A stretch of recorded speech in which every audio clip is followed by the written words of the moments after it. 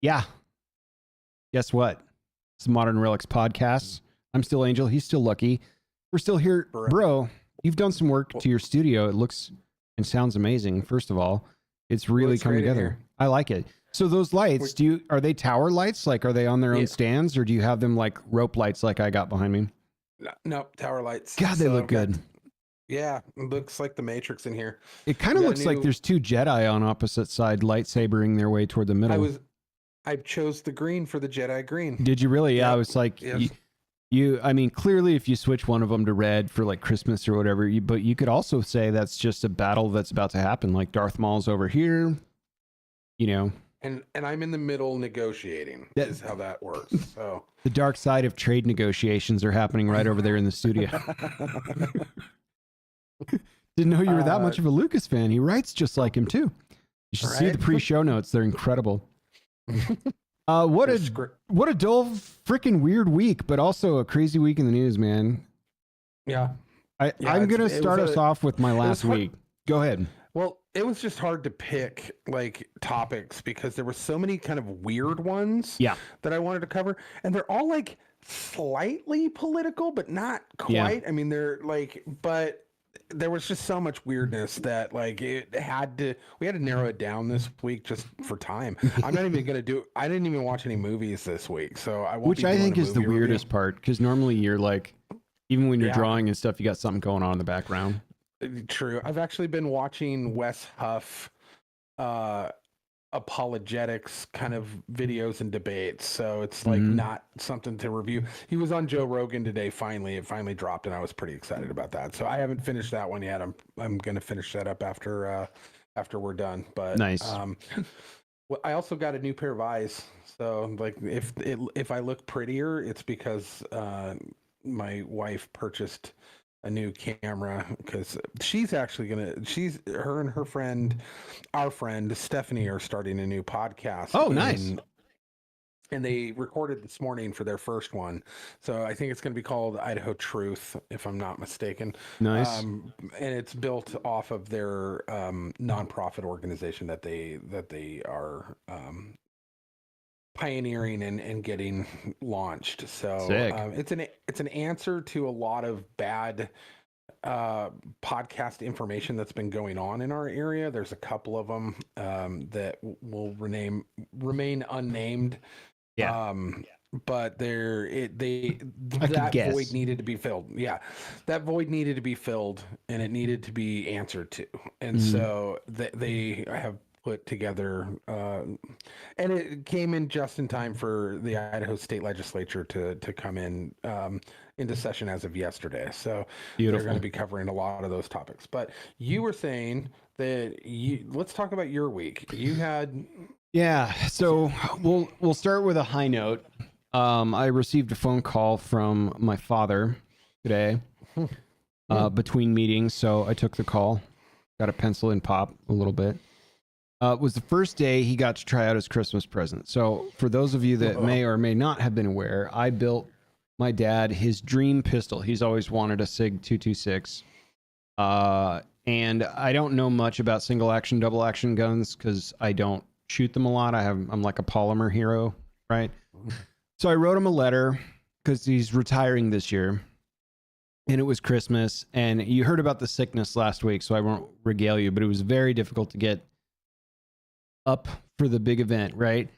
So he finally got home, got a chance to shoot it today with one of his friends, and he was like, his buddy who has lots of SIGs was like, this is the craziest, like the nuttiest, awesome build, like this is absurd. And then he read the spec sheet and was like, holy shit, like what do you want for it? My dad's like, I'm not giving you. Buy it off him immediately. I'm not gonna sell you a Christmas present kind of thing. So anyway, he was super stoked on it and was raving about it for like 10 minutes. So I was like really tickled that came together exactly how I was hoping it would, which is great news. So that's the high. The low is I've had a bit of car issues. In short, we were talking about this off air a minute ago. Yeah. I took the car in, had some body work done, and rightly so, these guys took off the battery lead because they didn't want me to come back and my car to be dead. So good on them for doing that. But I knew it because all the clocks said 12 when I started the car and drove it home and whatever. Well, smog is due. And the ECU takes a long time to relearn all the systems. And if you don't have all the systems relearned, you won't pass, you won't fail. They'll just charge you $25 for the service of reading the car, and it will say not ready. And so I was driving it around, couldn't get the final systems to roll over. Finally, I'm down to 2 systems that are like in a not ready state. I'm only allowed to have 1 in order to pass. And like the insanity, dude, of the drive cycles that Nissan recommends you to do to simulate city and highway driving in one drive cycle is not safe. It's like bananas for an older car. And I mean like 3 minutes at between 32 and 34 miles an hour, and then decelerating without using the clutch or the brake to almost a complete stop. And then you've got to accelerate up to 50 to 54 miles an hour for between 50 and 500 miles of driving. Where on earth, like where on the planet would you be able to drive within these parameters and not get yourself into a situation where you get that takes me to the center of Idaho State in a straight line from where I live. I'm just like, dude, no. So here's the best part. I'm driving, I find this piece of highway. It's like 50, 60 miles of highway in the entire time. It's 50 miles an hour. I'm like, this is the one. Because, oh, and by the way, you can't use cruise control. You got to manually keep it at about a quarter throttle and watch this stuff. So I'm doing these absurd drive cycles, like glued to the rear view mirror, hoping somebody's not going to fly up behind me. I'm like at 35 miles an hour and slowing down and speeding up. And there's a cop watching me on the ridge line over here and pulls me over. Naturally, yeah. Both windows down. And he walks up chuckling and he's like, either you're a fucking idiot or you're doing a drive cycle to try and pass smog, aren't you? And I'm just like, that was oddly specific. So I started laughing like, yeah, how'd you know that? He's like, I could see the pile of failed paperwork in the passenger seat. So he's asking me how it's going. He wants to talk about, you know, because I handed him my concealed license and my driver's license and everything. He wanted to talk about guns. He wanted to talk about my car. He thought everything was really cool. Oh, how's it going? I was like, well, it was doing great. But then you stopped me and now I have to restart the drive cycle as I'm like 46 miles into the drive. So the moral of the story, don't pull your battery or change it if you're living in a state where you have to get your smog done pretty soon, because it could take a long time. I got it there the day before it was due, and it took me 270 miles on one drive to get that last one to roll over and get in there. And it was just crazy for as basic as the car is to get, I think it's like 17 or 18 system sweeps by the ECU to roll over. So thanks, Nissan, for making the most complicated situation on earth. But I don't know. Other good news, though, by the way. I was gifted a Costco membership for Christmas for 1 year. Yeah. Now, I've been avoiding Costco for a long time because I don't want to buy groceries in bulk because typically speaking, doesn't make sense for you. Yeah. I'm not going to eat through all these things. So I'm starting to like see the wide world of the Costco wholesale, and like this irrational confidence is like growing. Like it's coming out at work where I'm like, actually, as a recent member of Costco Wholesale Gold Star Club member, I'm really looking at this program through a brand new light. Like, I'm out of control. I bought rotisserie chickens for $5, right? Like, you can get a whole cooked chicken. And they're great. Those things are great, dude. too. That's like 3 or 4 meals for me. I'm like, $5. Put it in the bag. I bought every trash bag there is under the sun because I didn't realize it was in a like Enduro pack. So now I have like lots and lots of trash bags for the garage trash. Sweet. Shop towels, those blue shop towels. I got a pallet of those because I do go through those a lot. I know you do too. Yeah. So I have like 1 million of those. It's like, it's bananas. And I'm learning like Instacart will deliver same day Costco to you as well. Oh no. And for just a nominal fee, somebody else can do the fighting of all the foot traffic in these Costcos. I was like, well, hell yeah. But in order to get there, you have to have like a certain limit or whatever. Right. So I was like, well, yeah, throw the secondary shop back in there because I need an extra one of them. I'm like talking myself into this irrational shit where I'm like, so I'm certain at some point I'm gonna fall off a cliff and be like, no more Costco. But right now, that's the sorcery of that place. Yeah, dude. Right now, it's like I knew it was there. I've been in Costco a bunch. I never had the freedom to walk in. I had to be hiding behind somebody else that would show their membership, and then tug on their coat strings for, please, sir, can I have $1.50 hot dog at the end? Hold onto the cart like a child. Yeah. So that, yeah. And I'm like, I can walk balls first through that doorway with my own goddamn Costco membership now. And I can get $1.50 hot dog. I can get a slice of cheese pizza if I want one. I could buy a 87-inch television for, it's so stupid. Have you done the chicken bake yet? I have had a chicken bake there. It's a little bready, but it's delightful. Dude, it's crazy. And I'm like, maybe they have GoPros at this one. And they're like, actually, it's at the other one. I'm like, I'm not driving to another Costco after fighting just foot traffic in this one. But you didn't want to do 2 Costcos in one day? No, I couldn't, dude. I could barely do one Costco in one day. And it wasn't even the weekend. It was like Friday. But it's also like the beginning of the month. So around here, that means everyone's getting their Social Security checks, and there's like a lot of old people and stuff too. But yeah, dude, they had like, Columbia zip up like puffer jackets and stuff for like $15, and I'm like, dude. Yeah. So I'm in an absolute haze right now with Costco, and I need to claw my way out of this and get back. But that's been happening. No, you passed the age of 40, and Costco became like, oh my God, the wonders and magic of Costco. Yeah. So I boycotted. Wow. I boycotted Costco for probably a good 4 years after they refused anyone to entrance, even if you're still paying fees, about the masking situation. Yeah, and I know a stuff. lot of people did.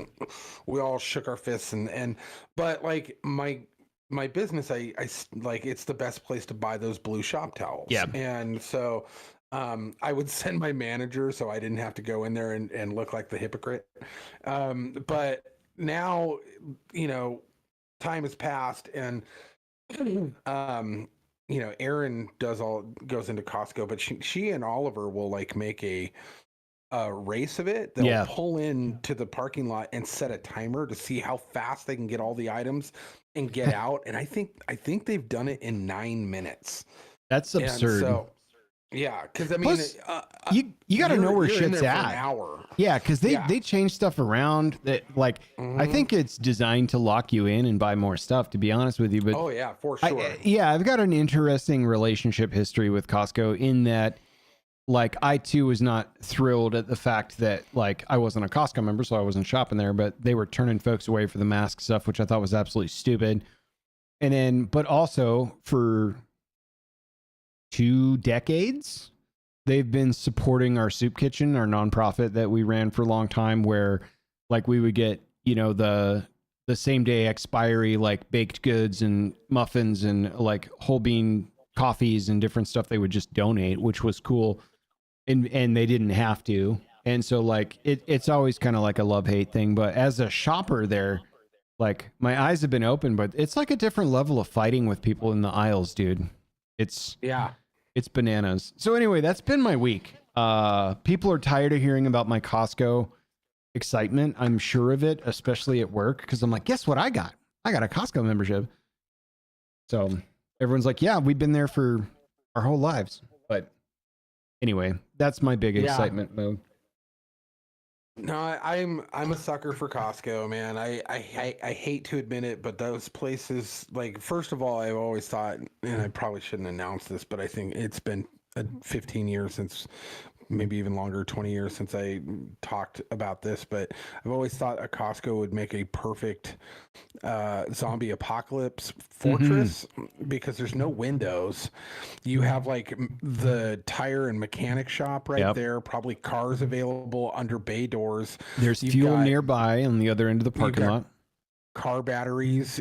You've got refrigeration that you could hook up to car batteries. There's beds. There's camping clothes. goods. There's dried food. There's it's like, and you can't get in. Like, you pull those bay doors down and it's impenetrable. And so I've always thought, like, if you could commandeer a Costco more so than basically any other like retail establishment of any kind, Costco's would be the jam for that. But you can also get to roof access and be able to snipe from the roof. You know, they even have caskets, so if somebody gets bit, you can actually handle it in a proper Christian manner. I hope that we learn that there's like an underground Costco underneath the Costco where like the Platinum Star membership gets to go, and it's like Costco Black or something. And there's this whole subterranean level where they've got like sustainable living areas for nuclear fallout, like Fallout 76 and stuff. That'd be sick. That would be sick. Yeah. Anyway, I think I've talked more about Costco in the last 10 minutes than I have in the 5 years previous combined. So yeah, I'm sure my excitement will begin to wane over time, particularly when I have a Costco trip in January when I come down. Yeah. So like we can go make a day of it. What are we doing today, kids? Costco, yay! It's gonna be a good time. Yeah. Yeah. So my wife's probably like, "Oh, you'll go to Costco with him, but not with me." I see.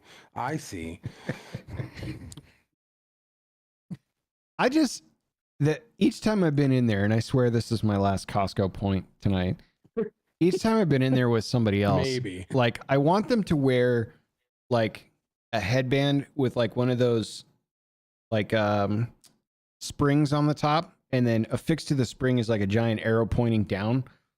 So like when they're lost in the crowd, I can see the little arrow bouncing around of where they're at or something, because it is really easy to lose whoever you came with in Costco. And it's like a concrete structure. There's no bars in there. It's not like you can there's no calling for help. It's wild. So anyway, it's my last Costco point. Those chickens are delicious though. My God. Yeah, they are. Good God. Anyway, so you had a bunch of stuff to go over tonight. We're floundering. It was fun. I saw a bunch of stuff come up, and it was something that I wanted to kind of possibly go over and just kind of look at.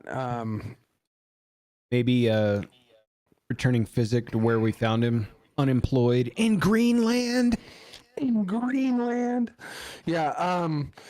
That's really where I wanted to start, was the fact that we have a president who not only kind of trolls the public and says outrageous things that weirdly ultimately kind of come to fruition later on. We all laugh. Like, for the last 8 years, we've laughed at the weird things Trump has said, and then all of a sudden later on down the road, we're like, holy crap, he was actually A, telling the truth, and B, was right. All right, cool. Yeah, I just had a conversation about that quip he made to Trudeau about being the 51st state up there with a Canadian. And I was like, I'm almost positive Big Orange did that just to poke at Trudeau, not like, let's seriously make a concerted effort to. But then I started thinking through it, and I'm like, how freaking cool that would be. Like, we could share in currency exchange. They could share with us the secrets of maple syrup. I wouldn't need a passport to go up there.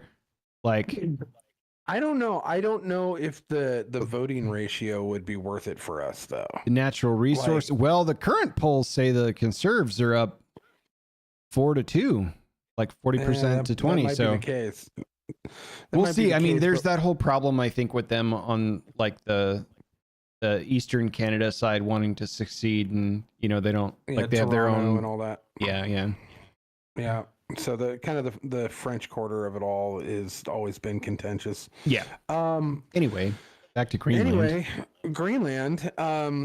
He had mentioned this in his last presidency, and everyone just kind of laughed it off for the most part. But he's back to it again, and it looks like it may be relatively serious. And I thought, like, there's no way.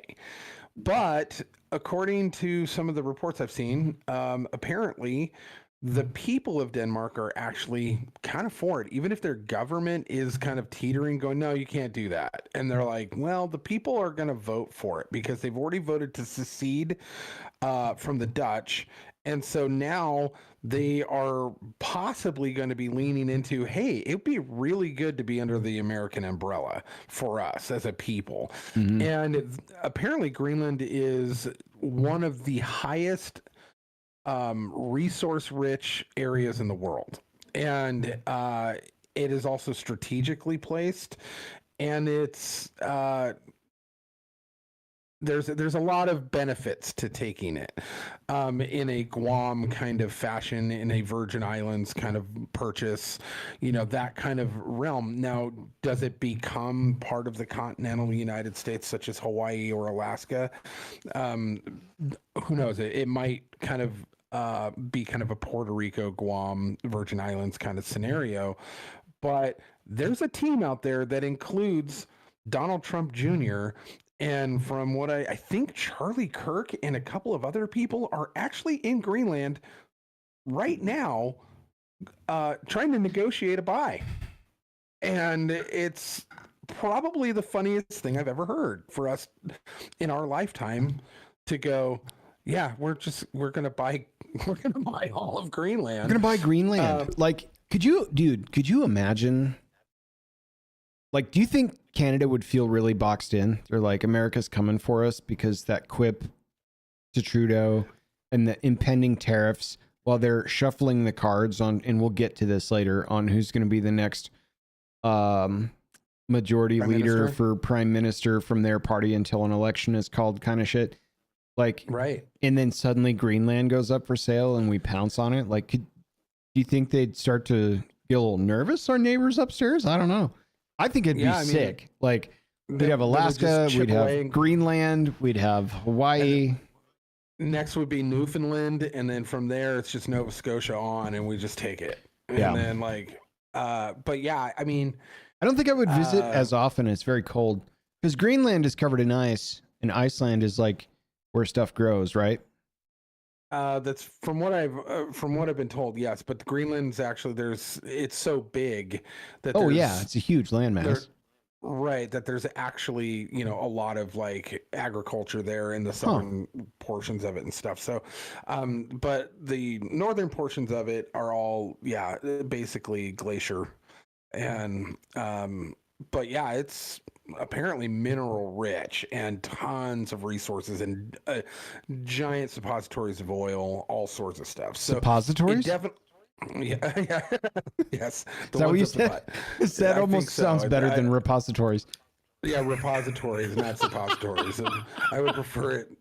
Never a dull moment on the Modern Relics. There are many suppositories of natural gases down there. So,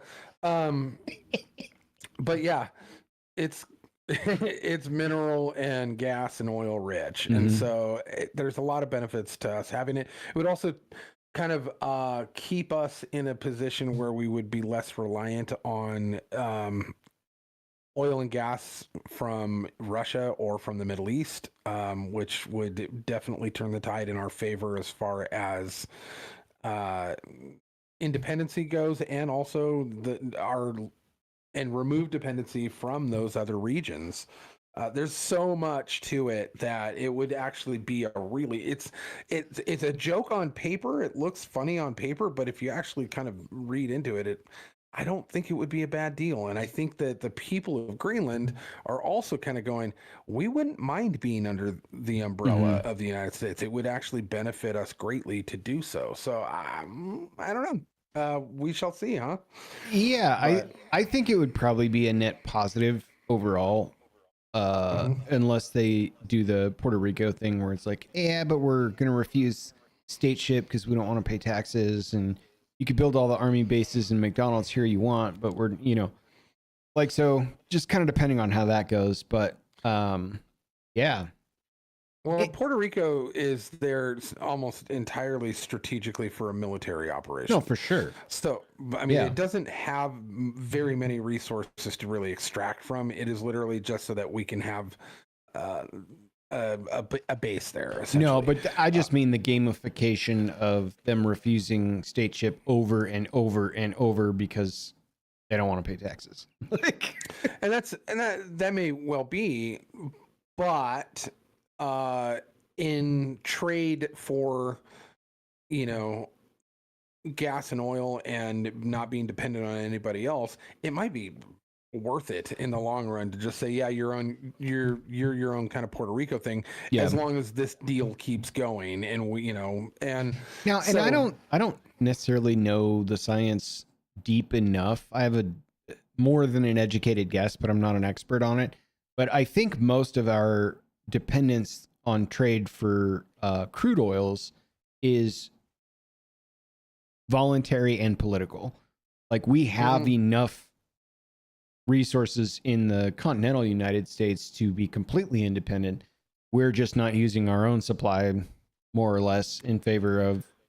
We actually have an infinite supply within the United States, and the problem is that the red tape through more, actually it should be called green tape, that we would have to get through in order to get those resources, whether it be in Texas and Tennessee, or the absolute abundance in Alaska, and the absolute abundance in Maine, and the absolute abundance all over, even in Idaho. There's a ton of that here, but and I mean, I could go down a rabbit hole of speculating whether or not it's a renewable resource, because a lot of people, especially in the science community, are starting to understand and realize that it's not a finite resource. It is actually a renewable resource that once you leave a oil well alone for 3 or 4 years, somehow it naturally fills back up once you've tapped it. One of the more interesting quotes that I heard from one of the people in the Middle East that doesn't own the oil rights but owns the bottling rights. I'm not quite sure how that works exactly, but they're the ones that like have the leases on the number of barrels produced from the supplier kind of thing. One of the most interesting quotes in a lecture I heard from him, or an interview, I guess, was he's like, you know, the Stone Age did not end because we ran out of stones, and the oil age will not end because we're going to run out of oil. It's really just political bantering back and forth on the sustainability and renewable resource energy for, you know, for what it's worth. So absolutely. I've never been super worried about, you know, oh my God, you know, 300 billion years from now, it's going to be an aggregate of 1.5 degrees hotter like, I'm not saying it's not a real thing, because by definition, climate will always be changing. But this catastrophic and cataclysmic approach we have to this shit is bananas. Yeah. Like, anyway, I've got a whole fucking, I could diatribe on that forever. The other half of this in your notes, by the way, we're renaming the Gulf of Mexico. It was something I could not resist.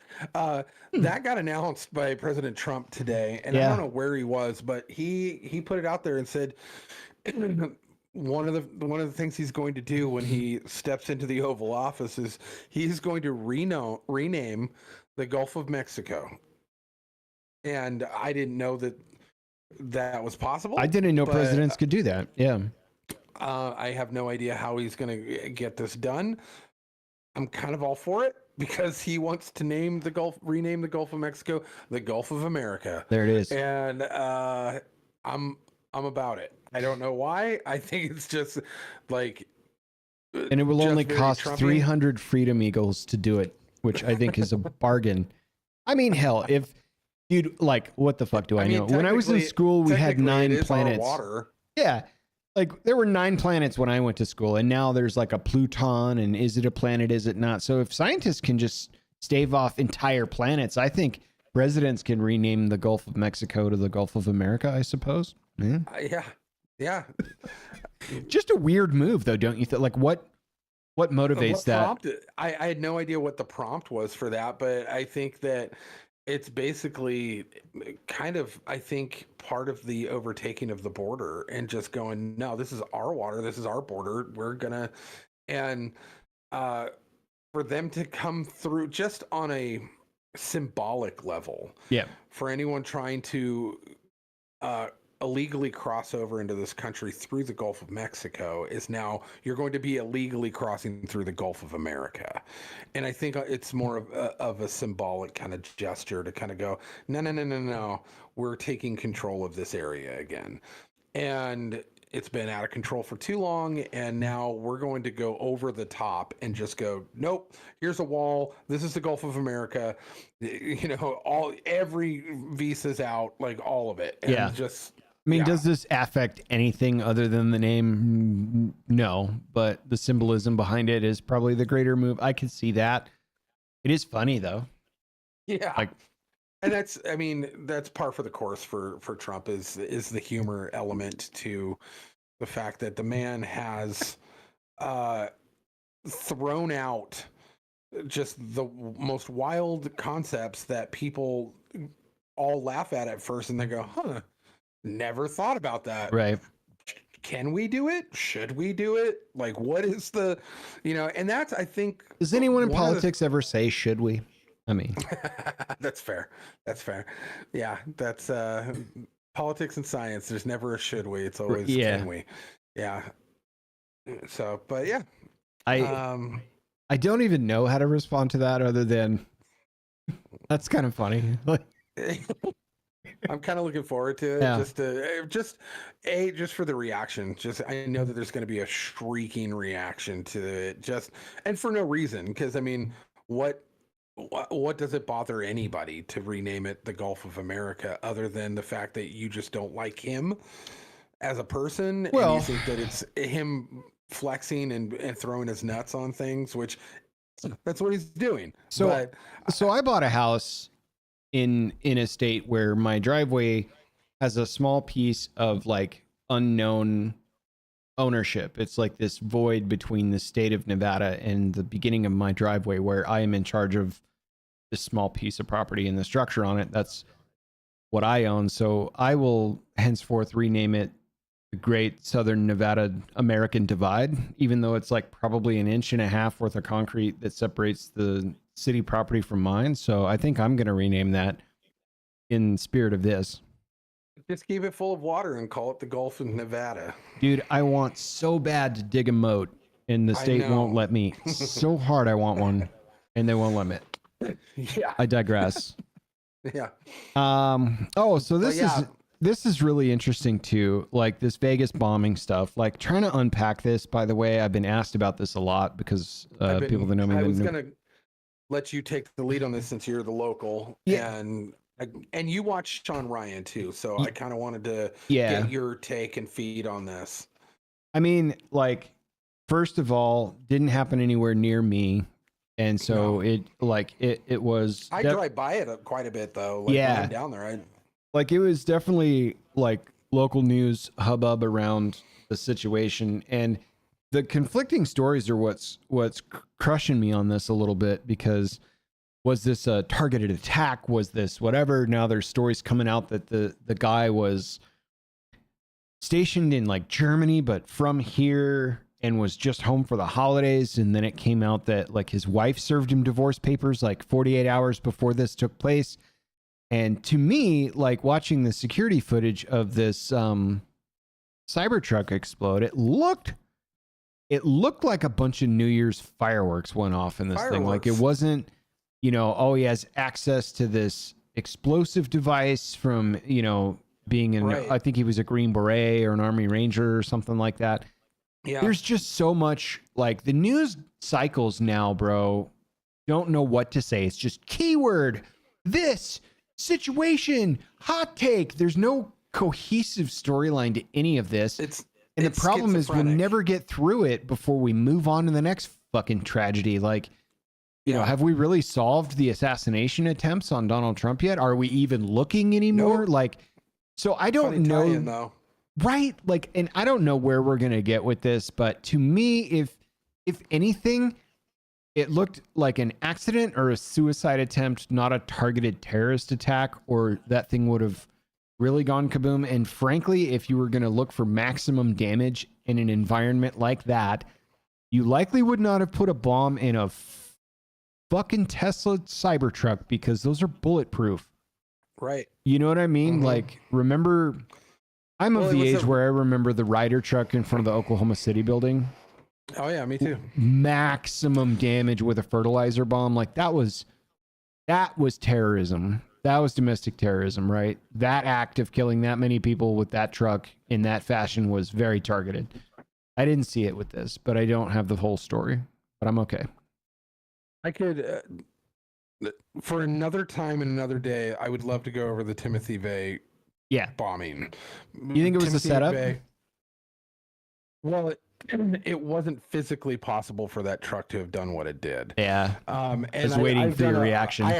I actually wrote my senior paper on this. Oh, did you? So like, excellent. Yeah. So, but yeah, it was something that if you look into his background, you look into the people who were there, the other person that they just forgot about that was reported to being there by many, many people.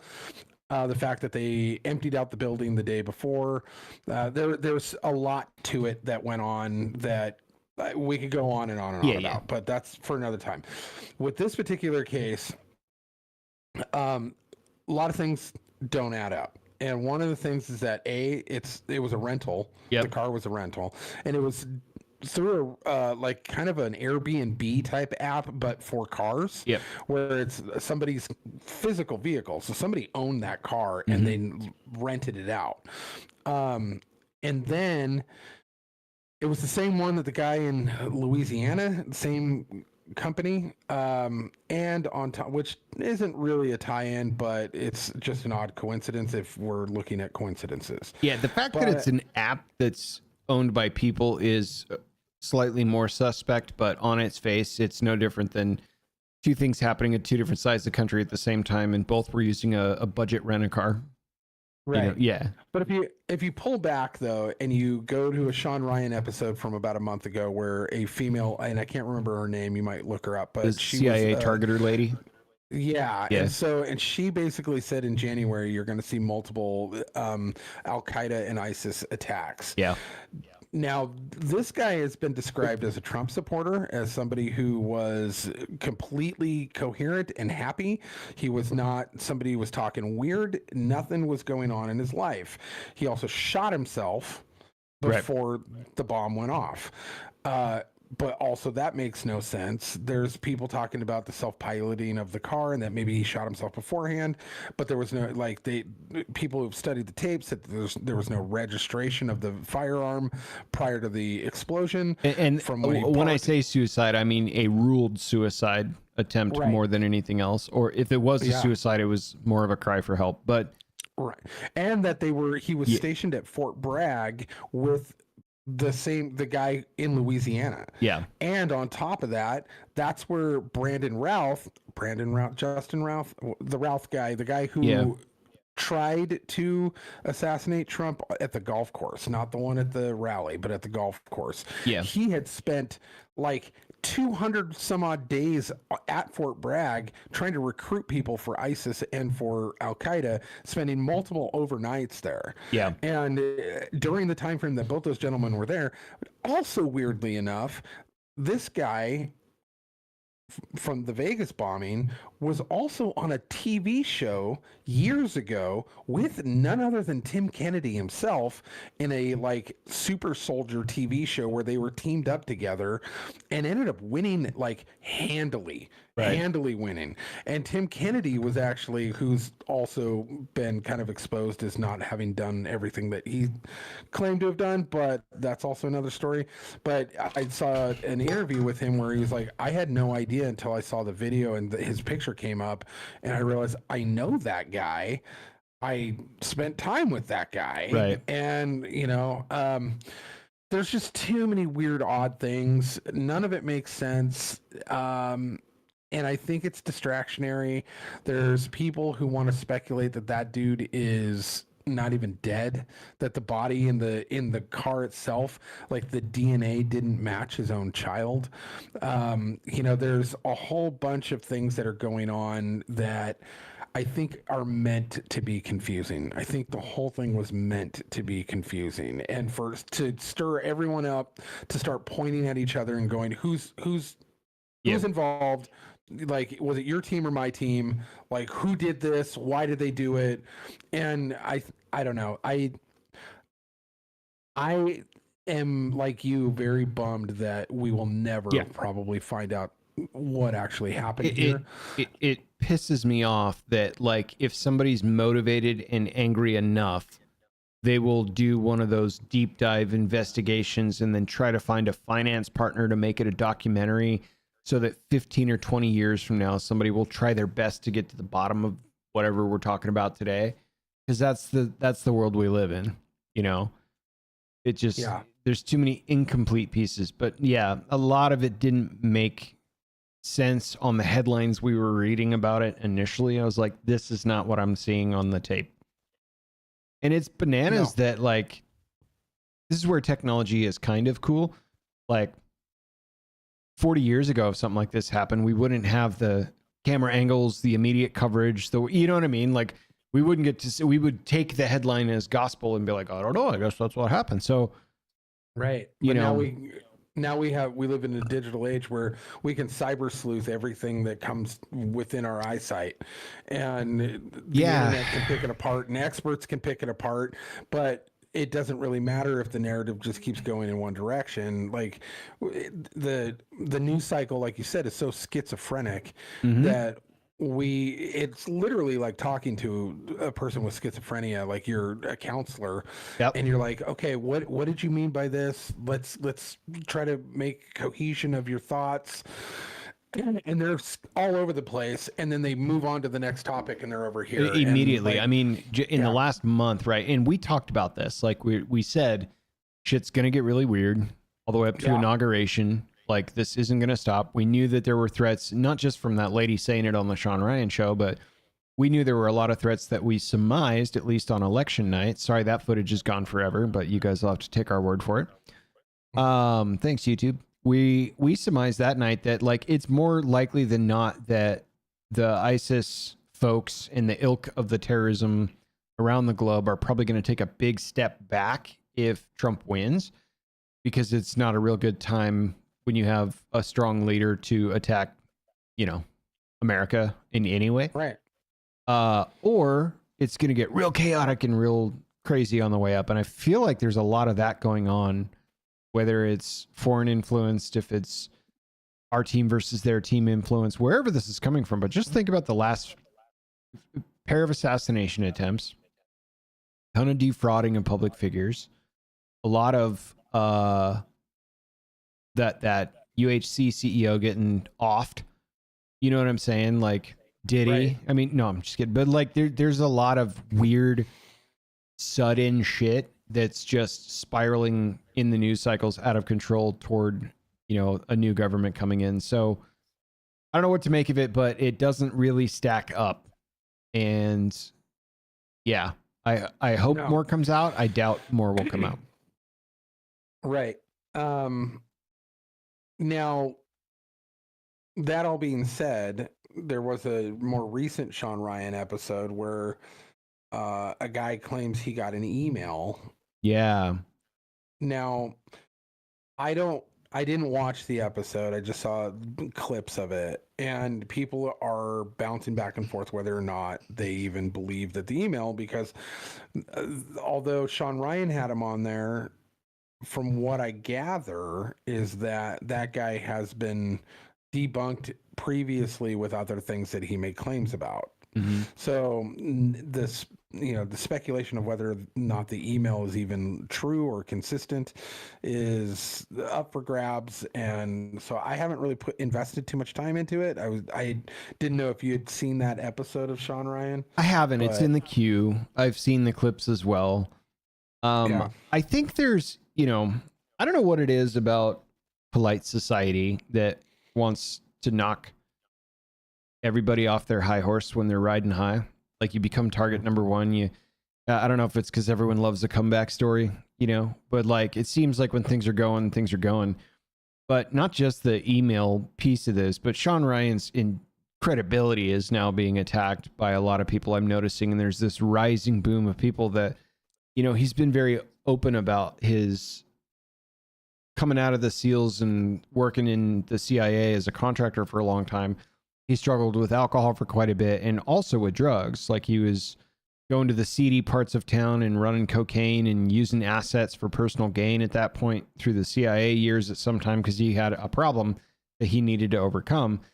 And now the narrative is like, why aren't we putting this man on trial for using government funded assets to smuggle drugs? And he's part of the problem at large. And this also means he's a complete piece of shit, has never done anything good in his entire life, and is worthy of cancellation and crucifixion. And like, so in the same vein as this email that I've, and I'll watch the episode, but it seems to me that people are just attacking anybody that can just because they can, and particularly people that have a high degree of influence. I mean, a number of times throughout the pandemic, Joe Rogan was attacked for the ivermectin shit. Right.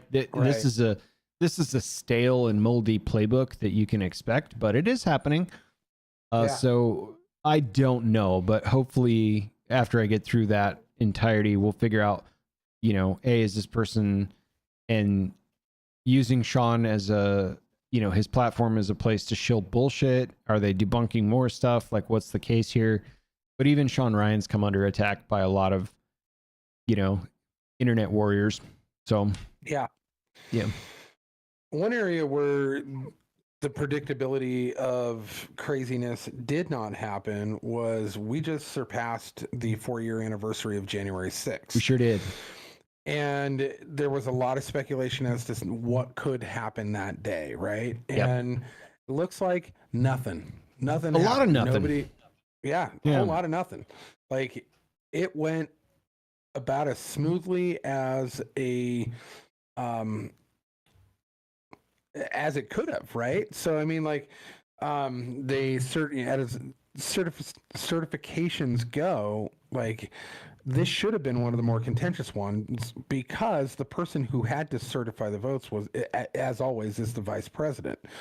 And the vice president in this particular case happened to be Kamala Harris, who was the losing party of that race. So she was the one who had to do it. So people were kind of wondering if she would. She said she would, but no one really, they're like, we've never been able to trust her before. Why now? It's the only time I've ever seen her do her job.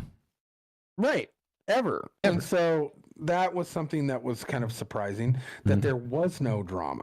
Yeah. That's actually a surprise in and of itself. That there was no protests outside. There was from the left or the right. There was no. You ready to scrunch down your tinfoil hat for a little bit? Yeah, let's do it. Yeah. I could have guessed there wouldn't be a problem and that it would be a big to do about absolutely nothing. Because it's the Republicans' fault. They're the ones that incited the insurrection that's unprecedented in January 6th. They're at fault. And, now that the Dems are gracefully stepping aside, they're losing with pride. Right. It's not the way I see it. No. The way I see it is exactly the opposite. Like, this will be the Republican coffin nail because we're going to use this and say you incited treasonous riots and inflammatory shit. And we're going to, strategically not allow a whole bunch of aid and support to come in from the DC police through channels of the National Guard and all the other bullshit that we've covered and everyone else has. And they're going to say, the narrative will say, well, it's just the Dems politely stepping aside. And that's, look at the crazy you're about to let run the insane asylum. Right. It's exactly the opposite. Like, if anything, this is the strategy to build the narrative to save as much face as they can, because nothing really happened the first time around. Right. It wasn't, highly political in nature for the first time, and the second time, why the hell would anything happen from the right-wing conservative radical right when Donald Trump's about to ascend the presidency in 2 weeks? Just under 2 weeks. I look at the exact same narrative from a complete opposite viewpoint. Like, that to me feels way more staged than the narrative that you're trying to produce, and it seems transparent, but I don't know. Well, that's my tinfoil hat moment. The overall sentiment that has definitely been coming down, and even like in mainstream media when they're interviewing people and they're going, well, what are you talking about? are you forgetting about January 6th? And because all of the talk of blanket pardons on all the J6ers, and they're all, don't you remember? And they're like, yeah, I don't care. That's been the general sentiment. It wasn't a big deal. You guys made it. You guys tried your hardest for 4 years to make it this 9/11 level Civil War, Pearl Harbor type event, and it's not. It has nothing to do. It was nowhere near that. We've already forgotten about it. We're okay with it, even if we didn't. It's fine. All of the information that's come out has said that you guys were actually instigating it, caused the only deaths that happened there. So we're not really bothered by it. So and so my question is, now that they've laid the groundwork of their kind of fake peaceful kind of thing going through this, and I kind of want to touch on the fact that it was actually kind of funny, but before that, how do you think the next 2 weeks lay out? Do you think that they continue with this to make themselves look good within the public eye? Look at how graceful we're being up into the point of January 20th? Or do you think they've got things up their sleeves, such as, I don't know, like trying to put him in jail or whatever the case may be, because that's all, I've been on the table too, or another assassination attempt? They're just like, we don't care. We can do this because we have stuff in the works. Do you think any of that, with that tinfoil hat still on, is still like, are we going to reach January 20th? Which is very concerning for me because I fly to you the next day. Yeah. But do you think we reach that date in the same tone and manner that we are in right now, that January 6th had? Or do you think that there is something that happens prior or the day before or of that will change the course of that? I hope and pray that it's not a disaster, but my gut check is no, they're not going to stop. Like they never have. Like, this is not the Democratic Party that we grew up with. They're not conceding at all. This is pure radicalism, and it's the last dying breath and vestiges of big media doing the most to sow division and deceit and crazy. And yeah, I think they're not going to stop. I think they're going to continue to kick and scream like a child you've taken a candy away from as hard as they can. My hope is it's not another assassination attempt, whether that's politically motivated or an inside job or what. But think of the amount of shakeup. Like the first time Donald Trump was on his way in, people were in such a state of shock that it was like, wow, the reality TV star with zero political experience is running the free world. Right. What the fuck? Now the narrative is, holy shit, this guy actually follows through with everything he said he was going to do. And now he's got the crosshairs on the three-letter agencies, the obscene bureaucracy we've let grow over, the institution of the justice system and the executive branch and the legislative branch and all the oversight he's hoping to cut. But if you look behind the scenes, I mean, even as far as like the pardons and stuff, like Elon Musk tweeted this out, or retweeted it, I guess. But do you know the amount of pardons that have gone on for the last series of presidents by number? I have heard this, but remind me, because I will. So I was talking to, hey, Cynthia, I was talking to a friend of the podcast, Prunzi, and he was asking, he's like, doesn't every president pardon people? Like, why is Joe Biden's pardons a big deal? And I'm like, yes, they do. All of them. Mm-hmm. This is a bit extreme. And so he sent me this and went, oh. So, Nixon. These are very small numbers because it's the thumbnail. 926. Gerald Ford, 409. Jimmy Carter, 565. Ronald Reagan, 406. George W. Bush, 77. Bill Clinton, 459. Pause. Yep. We have to take into account that you're looking at, like, how many did Jimmy Carter do? 500? Yeah. He only had one term. Yeah. 565. And then Reagan did how many? 406. in his 2 terms. Correct. So he did less than Carter. Okay. And W with 2 terms, only 77. Wow.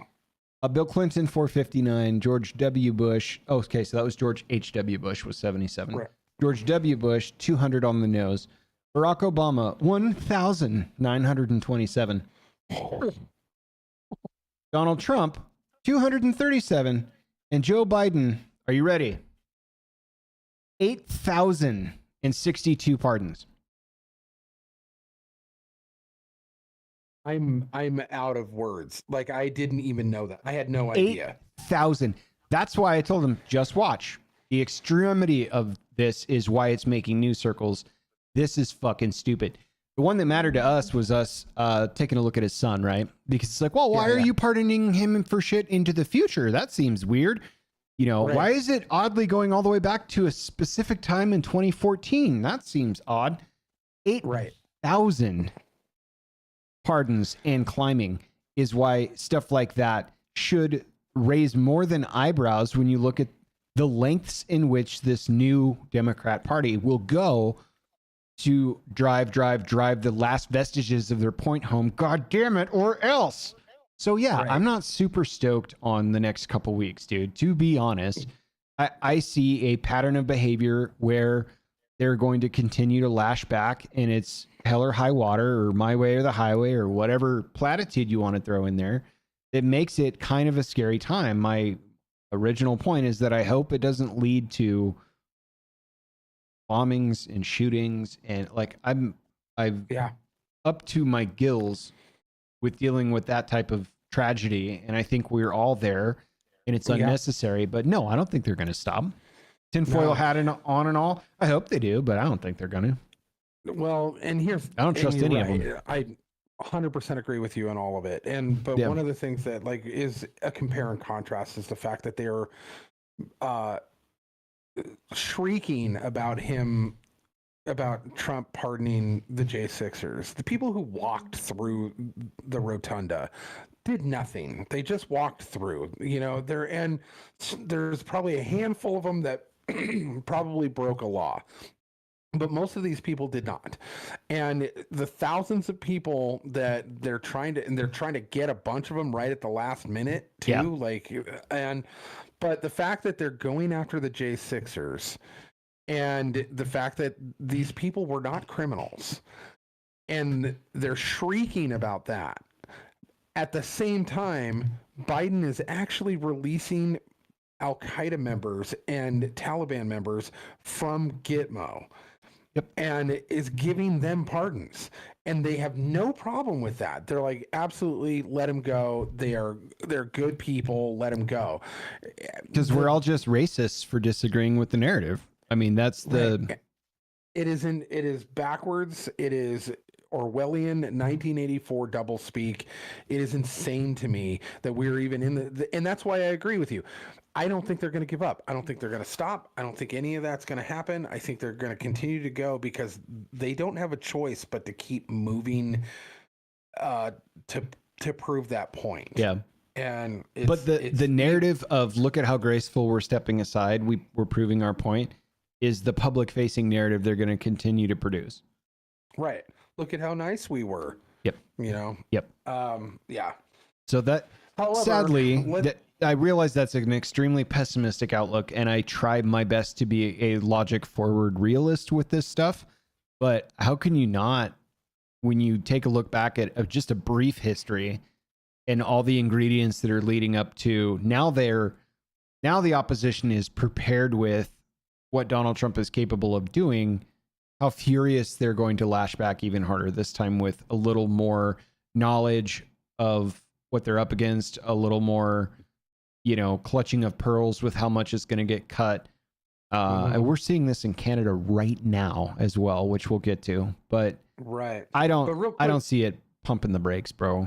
I don't. Let me pull us out of this kind of downward spiral and put a clown nose and honk it for you, because I don't know if you saw, going back to January 6th and going back to the certification and Kamala Harris. Did you get to watch the video Yeah. of Kamala? Yeah, I saw some cell phone streaming perspectives from. I was watching Dan Crenshaw's viewpoint of that. Yeah, DC Drano had a really great video too. DC Drano's video was oh man, chef's like kiss. not only was she furious and boiling on stage as she had to recite the concession, so to speak, in a formal fashion, she actually used the gavel as well to like try and draw order back to the people that were cheering and stuff when she read out the confirmation of the vote. The standing ovation cut her off and overtook the entire building, overtook the entire room. Yeah, and would not stop. And Yeah. she had to gavel it down. But in the meantime, the standing ovation, including Speaker of the House Mike Johnson, who I'm wishy-washy on, but he seemed to be very much enjoying the situation. Looked like he was at a Taylor Swift concert, dude. He was giddy. My man was going crazy, and he and- wasn't hiding it at all. And Like, where was they ABC zoomed- with the mic cut for the crowd noise, huh? Jeez. Man, I thought they were on our side. Yeah. But it was great. That was something that I think is going to live on in clip infamy for a long time. I think that we're going to get our usage out of that footage for a while. I think a lot of different commentators are going to just probably splice it into all of their reels, and it was good. It was a good, good moment. We should find the best clip of her audio and try and cut it into a cool soundbite for the show. We'll just have that. Yeah, I'd be down. Yeah, no, I did think that was fun, and I don't know. It's a good time for a little levity. Things are way too stressful right now. It's just a symphony of clenched butt cheeks all over the country right now. Yeah, right. Yeah. Real quick, yeah. Moving on, I just thought we should touch base on this one due to the previous conversations in the past that we've had about a growing issue locally that I have, but also just around the country of like this kind of what Dr. James Lindsay, and they hate him so much, is calling the woke right, which is, you know, the groypers that we've talked about in the past and stuff. They all were frothing at the mouth for the last like 2 weeks since Mr. Tim Pool over at Timcast had kind of taken. I get my Tim hat on for that. Yeah. Had taken a leave of absence for the holidays. He just decided to take a break. He said it's real hard to get. He wears the front low over his eyebrows, right? Like that? No, his eyebrows show. Oh, do they? Yeah. So there you go. Right there. Perfect. Yep. So there was rumors and speculation out of nowhere, and I don't know where they started. Probably with one of these kind of super Jew hating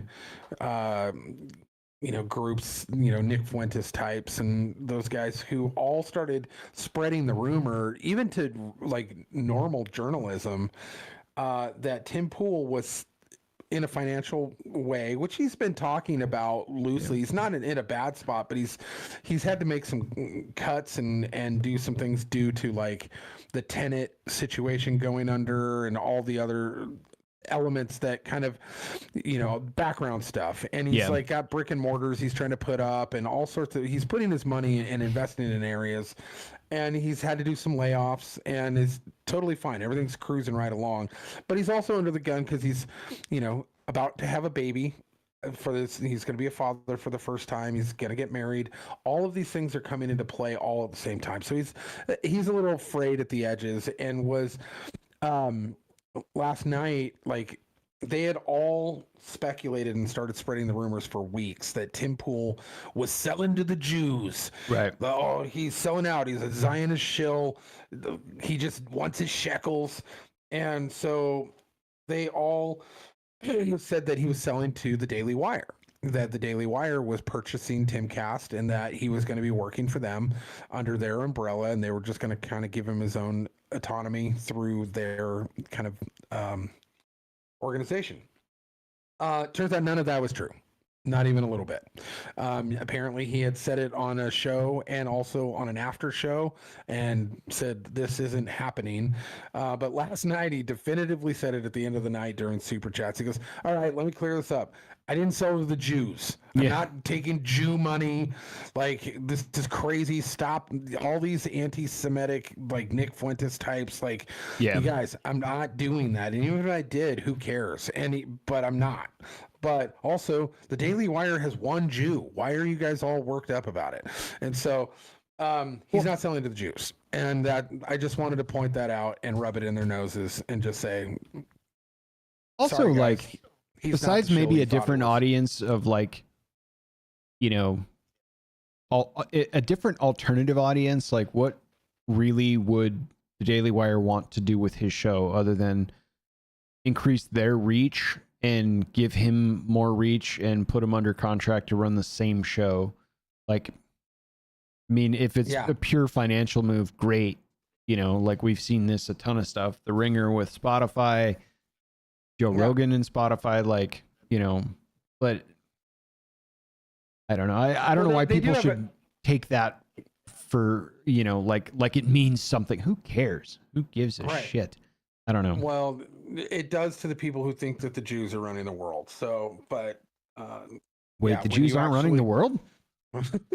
Well, when you actually look at the banks, which is what they say that they all run, actually there are more Irishmen running that are at the head of all of the banks than there are right? Jews. People seem to overlook that. It's really the Irish folks. Hey, Prunes says, "Good day, friends. I see a sweet logo on a giant tumbler." That is indeed correct. I got one behind me, actually, over here too. Yep. There it is. Awesome. There it is. So, speaking of, and I'm glad we have an audience member, what do you think about talking about? Yeah, actually, you came in right in time, Prunes. You came perfect right timing as our next topic of conversation. Justin Trudeau coming up next. Look, here's some interesting stuff. Like, the fact is Justin Trudeau is going to step down as the party majority leader for his party, the Liberal Party. He will stay on and serve as prime minister until they find their backup plan. So they're shuffling the deck. They're trying to find a new leader, at which point he'll step down. It is interesting to me, and I don't know Canadian politics super duper well, but I am making a concerted effort to try and learn.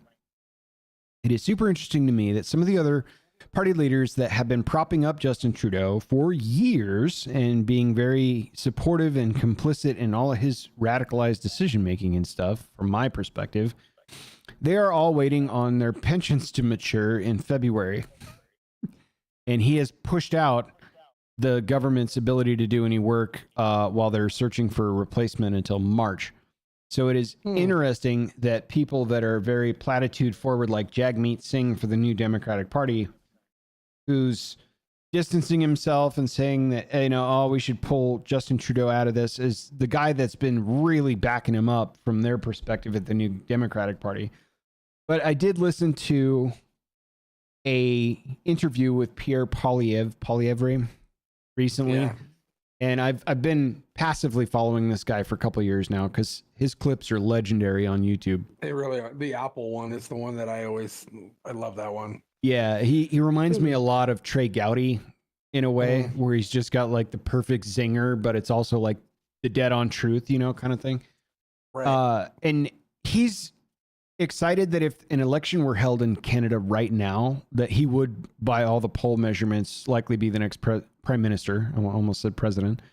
Would likely be the next prime minister, but the Canadians now have to kind of wait for the Liberal Party to get their shit together over the next couple of months while they're looking for a replacement leader that will then take over and ascend to the prime minister's office, only months probably before they call for what I would imagine would be a spring election cycle and do it all over again. Like, doesn't that seem like certain death? Doesn't that seem like a Democrat Party in the United States that suddenly yanks the president out from their primary majority and inserts Kamala Harris, for example, as the person everyone's supposed to fall in love with only months before an election in an election year? Like, Right. It almost seems like the same playbook is playing out.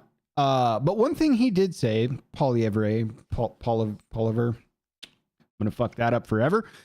One thing he did say is, it's like, look, man, you know, politics is not a spectator sport; it's a participation sport, and so we really, in order to not face tremendous opposition through legal systems and stuff up there, we really need people to continue to move forward with, if this is how we feel, this is how we believe, and I'm elected, we've really got to band together to keep moving Canada in this direction with a new vision and stuff. So, dude, Prunes, I know he's going nuts. He just chimed in. He goes, by the way, this delay in politics leaves no one on our side to battle the orange tariffs. Correct. And that's the big piece right there, is there, who will represent Canada in NAFTA for all the tariffs that are going to be imposed. And like, it seems that Justin Trudeau's party thinks on the world stage, and certainly in their own country, that everyone can take a beat and pause and time out while we get our shit together, and then we'll figure stuff out. And maybe they'll just give us a pass on these tariffs with this new inbound American government structure. I don't think that's a realistic viewpoint on what's going to happen. And I fear, without people negotiating at that table, Canadians are going to get hit pretty freaking hard by tariffs coming from the United States as a result of their inaction, non-participation. I don't know what, but I know it's a really strange time. There's a lot of unprecedented stuff going on for Canada. I'm a Poilievre fan, Pierre. We'll just call him Big P. I like Big P. I recognize that for some folks, Big P is going to abolish a lot of state-funded, government-funded agency that, is probably going to hit folks financially pretty hard.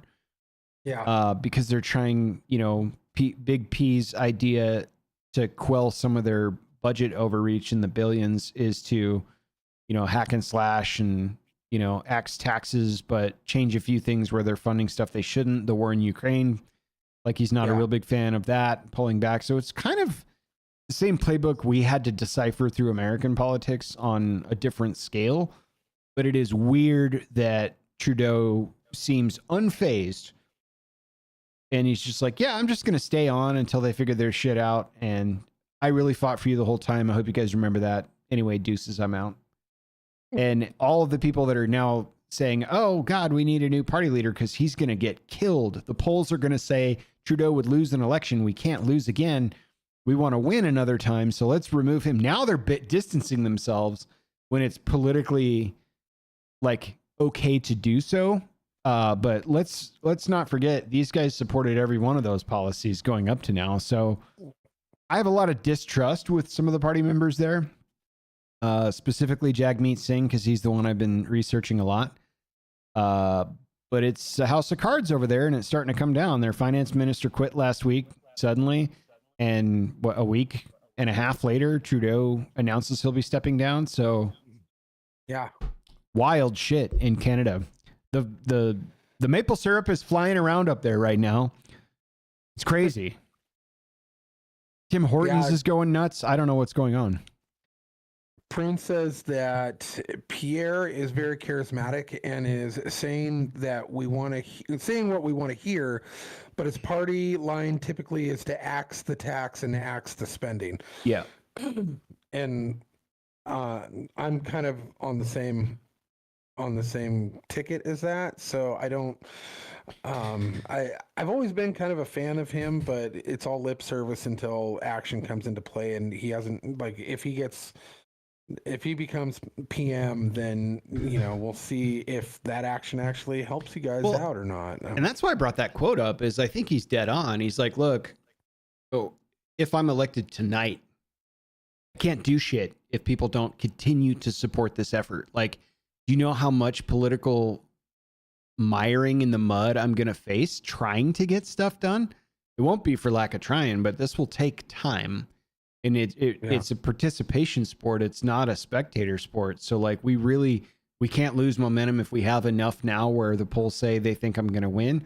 Of course I'll take the job and lay out this new vision and bring in my version of leadership. But we are going to get smoked by all the minority members in the new opposition party. Like they're going to put everything in through legal hell trying to get anything moved or done. So yeah, that's exactly what I said about Donald Trump coming in. Like, let's not forget, he can't run a third time. He's got 4 years to do a lot, and he's going to get an unreal amount of pushback from all of our, you know. I mean, technically, if we want to really cut it to reality, he's got like less than 2 years because he's not guaranteed the primary. He's not guaranteed, not the primary, the midterm. He's not guaranteed that he's going to keep Congress or the Senate. So in theory, everything that he's going to do, he's got to get done within basically a year and a half, because then it's election season the 6 months prior. Yeah. So everyone's going to be running. So he's got a lot of work to do in 18 months. And so, something like 500 days or so is what they say. But like, we shall see what Trump can do in that time frame. And does that include, with the chaos going up north, and Prunes, you might be able to put an opinion in on this as well, but does that include annexation of our northern friends, and would that benefit us or them, or is it just trolling? Like what does that look like? Yeah. I like that he says, I saw that video as well. He's very good at words. That is true. Most modern politicians better at words than even myself. So question, guys, in the last year, when POTUS would be campaigning for re-election, what does a second term president do besides running the country? That's a pretty good question.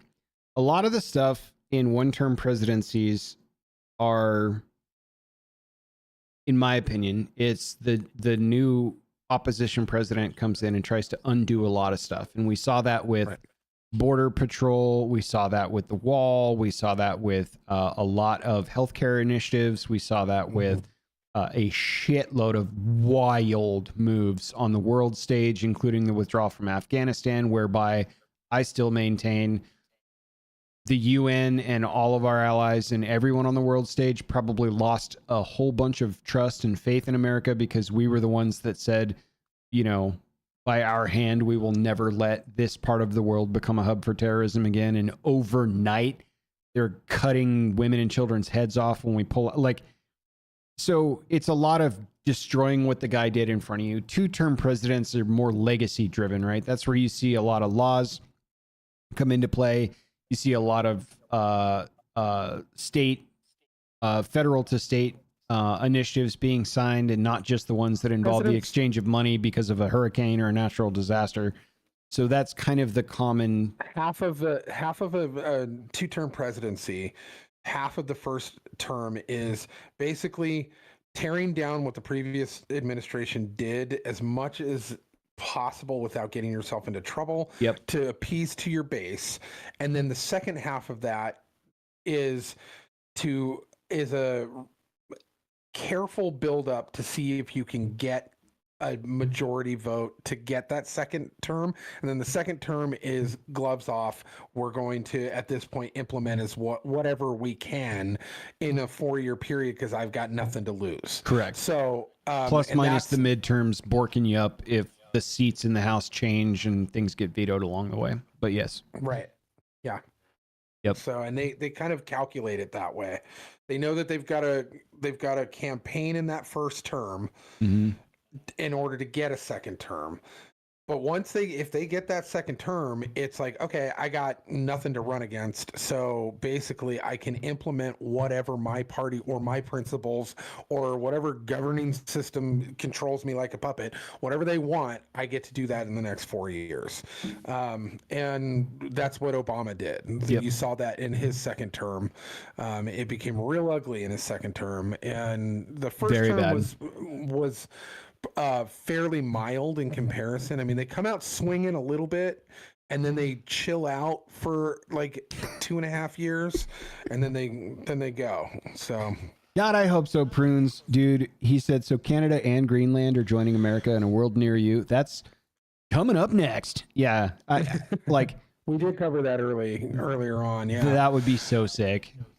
Also, Prince, did you hear about the Gulf of America now? Because we just covered that. So Trump announced today he's and this isn't a joke. He's changing the name of the Gulf of Mexico to the Gulf of America, and at the cost of a mere 205 Freedom Eagles. Right. We're just gonna rename it. It's gonna be a good time. My heart goes out to. Let's go. He says, "Let's go." Yeah. My heart goes out to Canadians right now in that. Yeah. There is some real crazy crime that goes on. That's cultural and racial, and it's like there's a lot of tumultuous stuff going on in a time where some antics are being pulled by their government in the face of what should have been my big question is, why didn't Trudeau step down a year and a half ago? And they would have had time to figure out a new party majority leader and at least build some form of credibility for their base on the way into an election cycle. Seems like political suicide, similar to the way it was for Deep Blue down here. But what a wild place to be, because I've looked into the cost of goods up there recently. I've looked into housing costs up there. It's absurd. Like the amount of uncertainty that the Canadian people, on top of the concerns of safety that you were just discussing, but just the uncertainty of the fact that they don't really know what's going to happen to their country in the next year.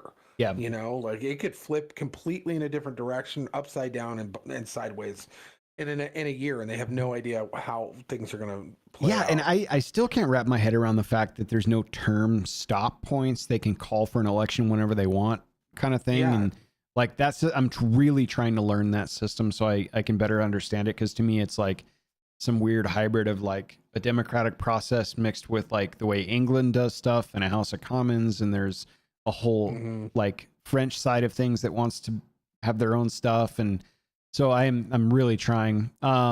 Yes, we both surmise, Prunes, that to your point, I figure he must have realized in the last 3 months he wouldn't win. We do too, and we think that's why this is going on. The problem is that it seems like it's a dollar short and a day late. If the Liberal Party of Canada wants to continue leading with some modicum of like an actual real race up there. So that's what I think. I just don't understand why now, which seems odd. Lack of 3 bags of milk is between $6 and $11, depending on if it's organic. Yeah. Stuff like that's insane. Like the housing costs in Canada are insane. Like based on the value of real estate, which down here is astronomical as well. I've alluded to it. I haven't really dug into it, but if I didn't buy my house when I bought my house, I would never be able to afford a home.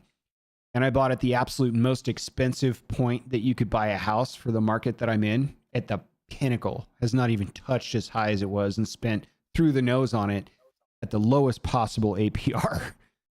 But by the end of that year, because my buddy bought a house in Washington, and this is how the math breaks out.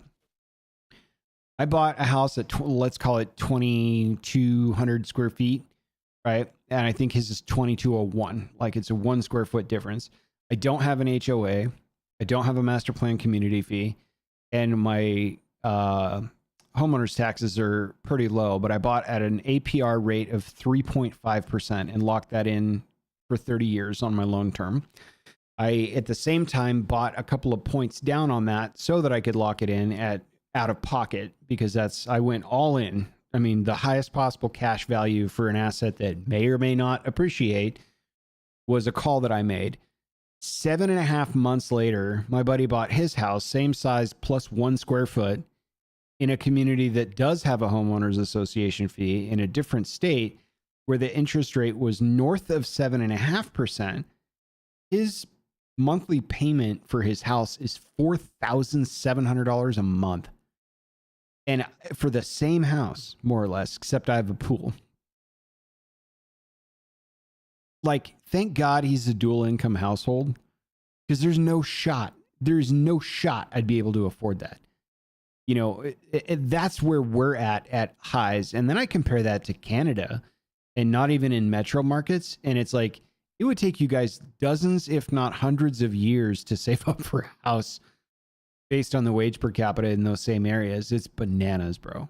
So, yeah. Anyway, off my soapbox. You're on mute, my friend, Lucky, by the way.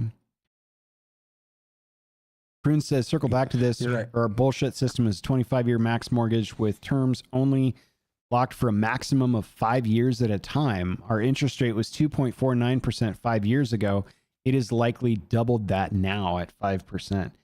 That's absurd. So your guys' APR rate can fluctuate in terms of 5 years at a time? Oh my God. Fuck, dude. Sucks. Wow. And nobody who has control of the fluctuation, like who gets to decide. Is it just the general economy? I presume it's market conditions against the general economy, right? Yeah. That's nuts. I mean, so like you're rolling the dice every 5 years? Oh God. You roll the dice every 5 years when you buy a house. It's at that point, it's like almost what? Such a gamble to own property there that it's almost not worth it because you can't budget for anything. Yeah. Unless you like buy you them. can't budget retirement off of that. Like there's people here whose property taxes in Idaho went up because of school levies and such. And they were retired and they'd lived in the house since like the 70s or 80s. And the county taxes bumped up their property taxes so much that they ended up having to move out of their houses that they planned on dying in. Yeah. But because they budgeted, they go, this is our retirement. We have it all set up. We went through our retirement plan and we can do it. We can live in this house. We retired at this age, but not expecting their property taxes to get so bumped up into a percentile that they could not afford it.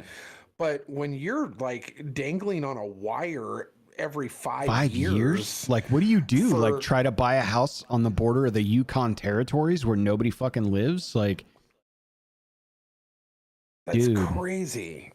Yeah, he laughed and said, "Ha, what retirement? Good God, man." Yeah.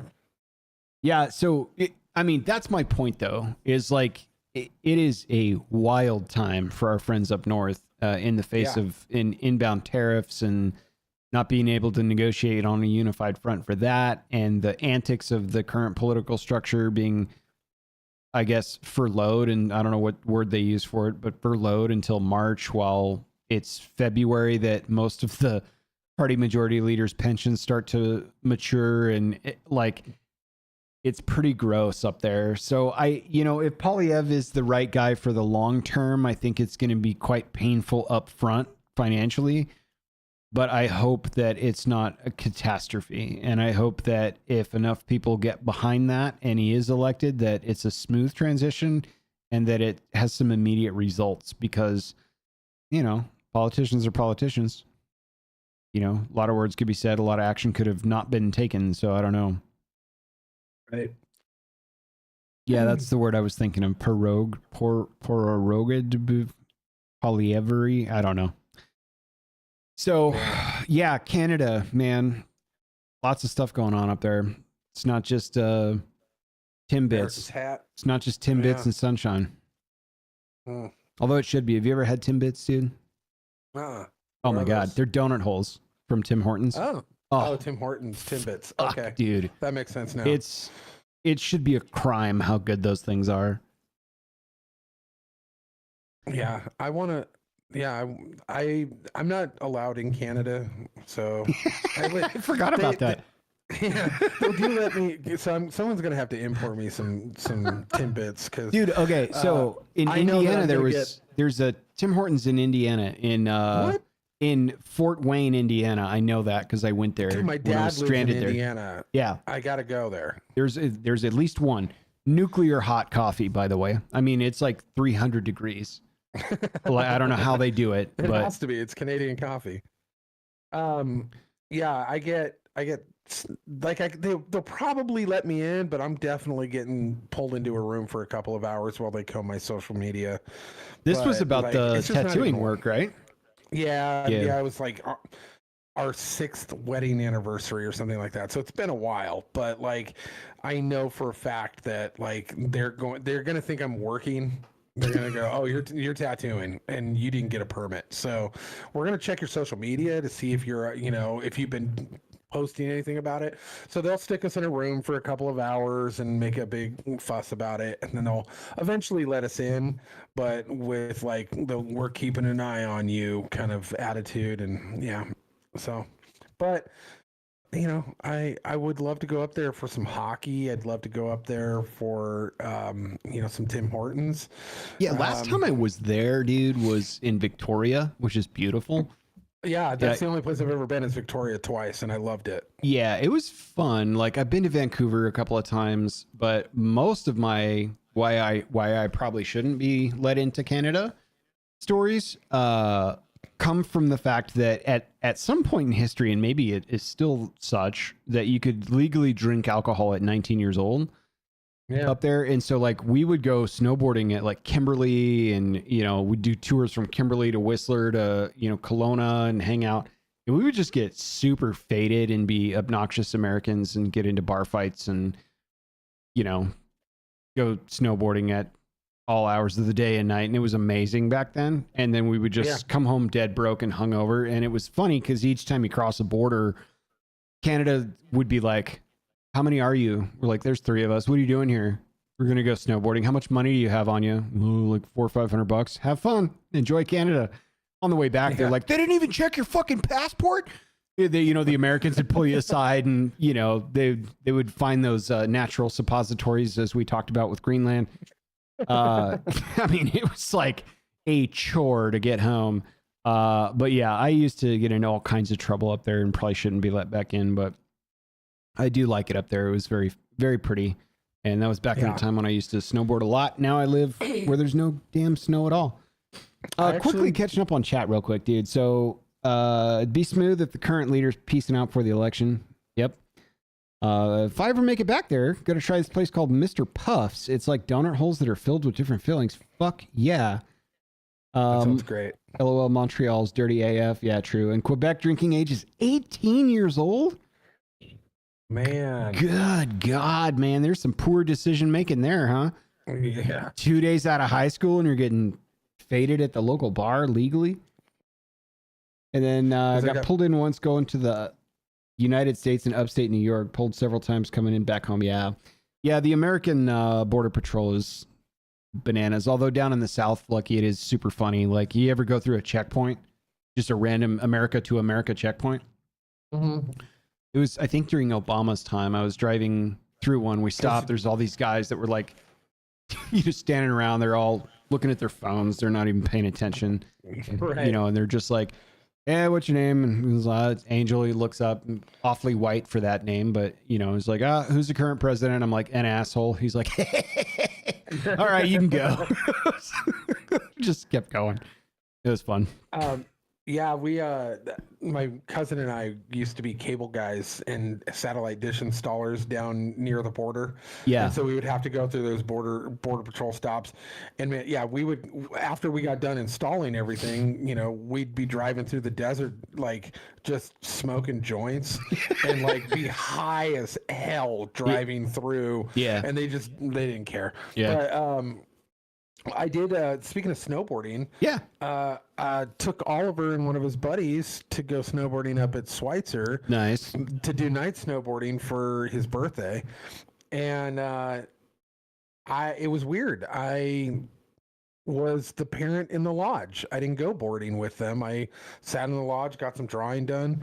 But I had to text my brother Eric and just go, "Hey," and kind of convey that, because the roles were reversed now. Yeah. I'd never been the parent in the lodge waiting for the boys to get back, that used to be me. I was the guy up on the hill until we were driving age, and then we didn't need the chaperones anymore. Yep. But it was fun. He had a good time. And but yeah, it was like great. those days, man. Like, I remember the hardest part was scrapping enough money for a lift ticket.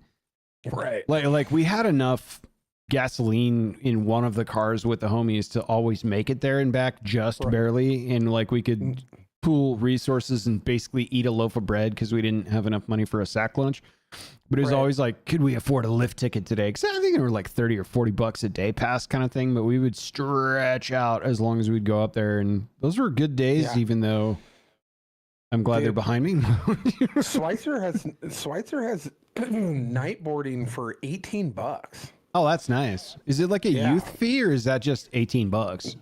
It might be a youth fee. Okay. Now that I'm thinking about it, they were 16, both of them. So because that shit, I remember Schweitzer was like a 40-minute wait for a quad lift, dude. It was like, what are we in Vail, Colorado? Like, this is absurd. Right. You know, so we'd always go to Silver because it was like dirt cheap. We're like, yeah, let's go to Silver. Powder sucked compared to Schweitzer, but either way, it was they had a good terrain park though. It was fun. Yeah. Actually, in snowboard instructed on Silver for a season. Mm-hmm. So, but yeah, it was.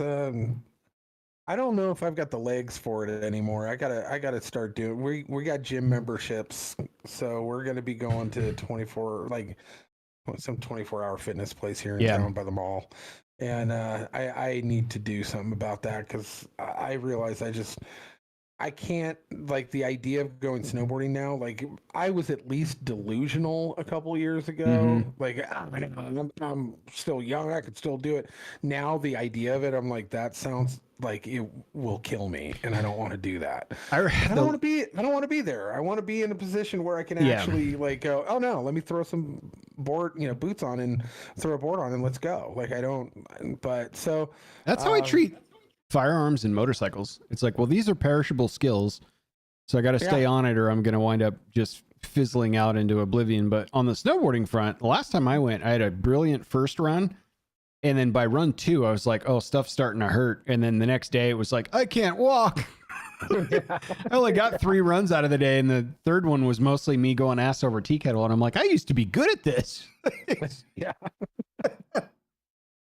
Well, dude, you got some words of inspiration, some scripture for me? Oh yeah, let's do it. Yeah. Me being ultra prepared for the podcast and everything, scrambling around trying to find stuff. It is Calming the Storm, friends. You know what time it is. It's the Gospel by Gen Z. Chapter 33, Calming the Storm. This one's fun. It's actually a Rembrandt painting this time, The Storm on the Sea of Galilee. Now, I know my lights are low, but it's actually a very dark image, but it's very pretty. I love the artwork they put in here. I love it too. They do such a good. They curated a really good group of paintings to correlate with the artwork. With an absolute spaz of words that are written out in here.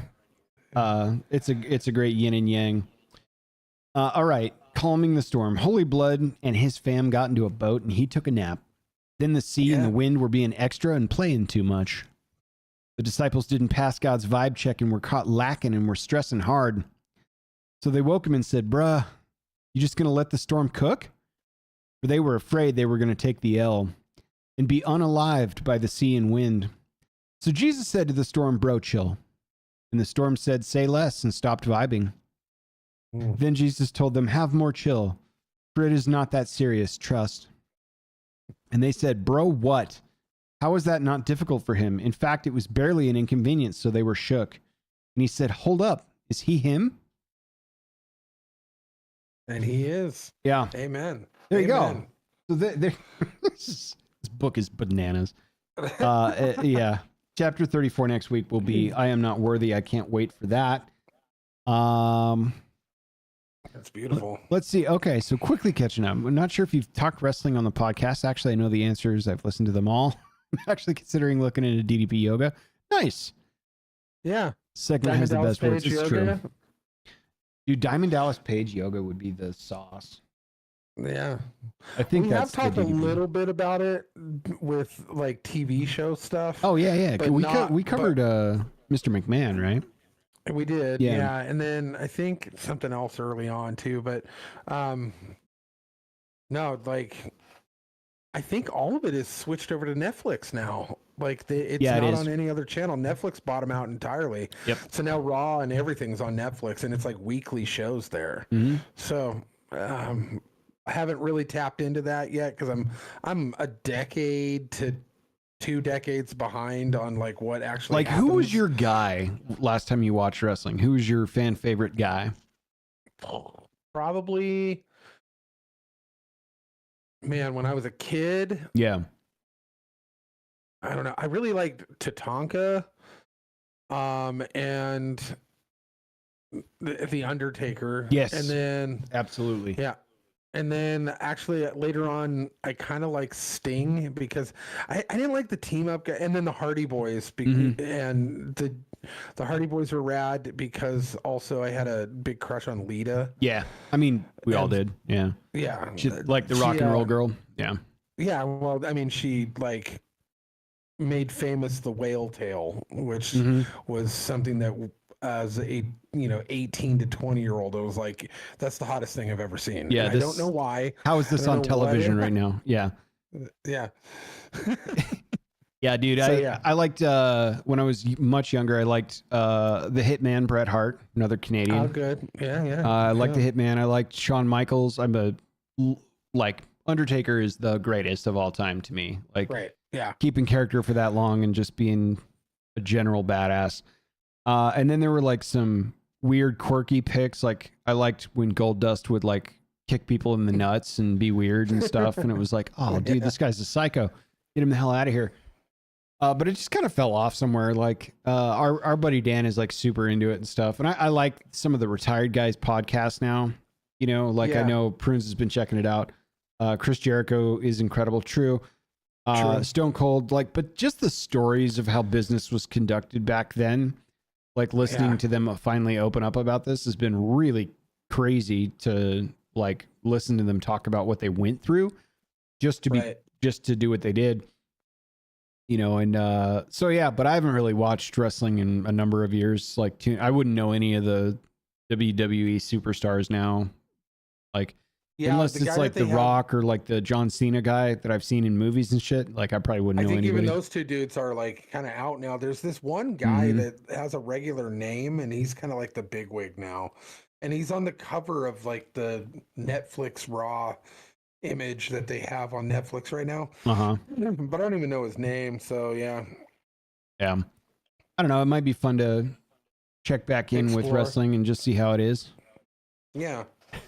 So. But shoot, dude.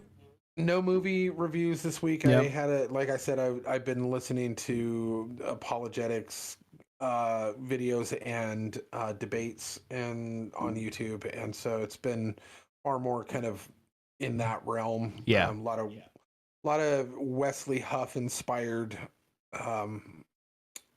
videos. So, but outside of that, man, I'm gonna have a good week.